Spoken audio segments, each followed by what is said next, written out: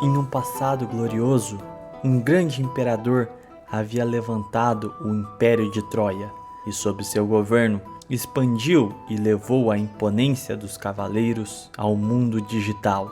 Partindo de forma prematura, havia deixado 2 sucessores, sem delimitar a primogenitura, criando uma grande cisão dentro do reino, entre os apoiadores de Lord Knight-Mon, o tutor de um dos Chorumons, conhecido como Lado Branco, e entre os apoiadores de Duffet-Mon, tutor do segundo Chorumon, que seria o Lado Negro. A regência dos tutores se manteria até a formação dos sucessores dinásticos, com ambos recebendo uma educação e treinamento à altura para serem grandes monarcas. Chorumon, do Lado Branco, foi treinado pela infantaria de Knight-Mons, logo evoluindo para um Caprimon e graduando-se na ordem, virando um Paunchas-Mon branco, com Lord Knight-Mon o mandando ao Panteão dos Anjos para que recebesse uma educação sagrada adequada a um rei.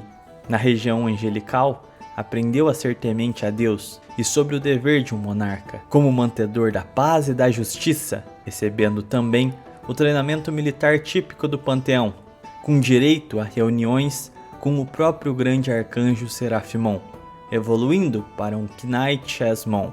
No Panteão, conheceram o pupilo do arcanjo, Balutimon, a quem o fez tomar gosto pela leitura, pelas ciências e pela história, decidindo retornar ao Império para tentar criar uma pacificação com o Lado Negro. Em seu retorno, o Império fora invadido pelo Sul, causando grande destruição, com Lord Knight-Mon solicitando ao Panteão que proibissem a saída do futuro rei, o mantendo nas terras seguras dos anjos, enquanto uma grande ofensiva selvagem desolava seu reino.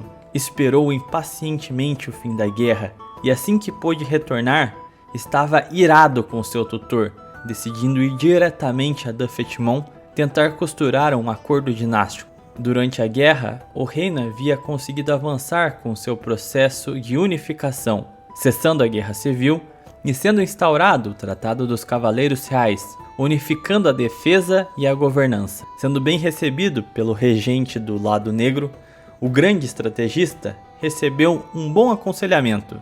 A conversa se desenrolava, e assim como Duffet-Mon, Knight-Chasmon tinha a mente de um estrategista, com ambos se dando muito bem, e o príncipe evoluindo para um Bishop-Chasmon nesta convivência palaciana. Seu irmão, concorrente ao trono, há tempos havia deixado o Império para treinar com as forças do Panteão, e com as boas relações com Duffet-Mon, ganhando o apoio também do Lado Negro, estava costurado a aliança necessária para ser coroado e aclamado rei. Mas nos preparativos políticos desse processo de reconciliação, um ocorrido abalava o mundo digital. Um exército colossal vinha do norte, uma quantidade indescritível de demônios e mortos-vivos se aproximavam e devastavam tudo. Sem tempo de reação, precisavam de uma resposta rápida para conter o avanço que parecia já conhecer a geografia do terreno e as fragilidades do Império, conseguindo sabotar as linhas de defesa com facilidade. Duffet-Mon e Lord Knight-Mon solicitaram que Bishop-Mon fosse até o Panteão para solicitar apoio, pois sabiam que não havia como o Império sozinho fazer frente a um exército tão grande. Assim o fez, e chegando rapidamente até os anjos, encontrou temor e hesitação até mesmo entre os seres sagrados, devido ao numeroso e poderoso exército adversário.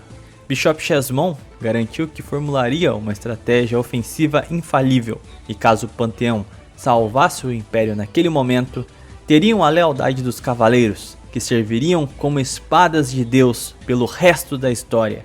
O tratado havia sido feito, e os anjos se preparavam para a ofensiva, comandada por Ophanimon e Shiny Greymon, e enquanto Bishop-Chasmon elaborava seu plano de ataque, acabou por evoluir para um King-Chasmon.